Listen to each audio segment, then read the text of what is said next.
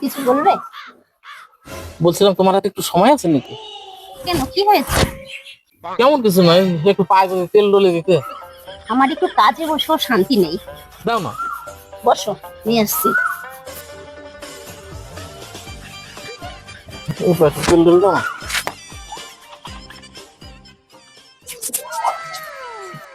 এভাবে মজা পাচ্ছি না, দাঁড়াও একটা বালিশ নিয়ে আসি।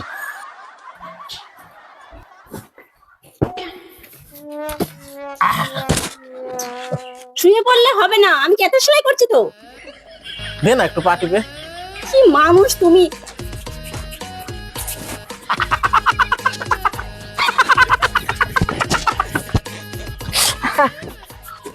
পাটা টিপে দে না। আমি এখন কেটে সেলাই করছি, তুমি একা একা পা টিপে নিতে পারো না? একা একা পা টিপলে মজা হয় না বউ। আজকে আমার কাজে 12টা বাজবে। এখানে সুই আছে, সুই ঢুকে যাবে, দেখেছো? তুমি ওঠো না, এখান থেকে ওখানে গিয়ে বসো না। শুয়ে কোথায় খাবে?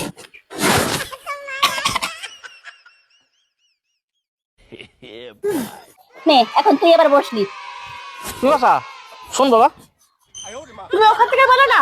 আরে বাবা শুনবি তো, দারুণ একটা কথা, শোন শোন। দেখ না, কি বলো? একটু মাথার চুলটা একটু টেনে দে না। আমি পারবো না। যেমন তোর মা তেমন তুই। আমি একটা কাজের কথা বললে বলিস পারবো না পারবো না, তোদের শরীরে এত আলসে কেন রে? হ্যাঁ, এত আলসে ভালো নয়, অলস্য পতনের মূল। কি জ্ঞানী জ্ঞান দিচ্ছে। আমার হাত আছে, তুমি একা একা টেনে দিতে পারছো না। একা একা চুল টানলে মজা লাগে না, একটু চুল টেনে দে না।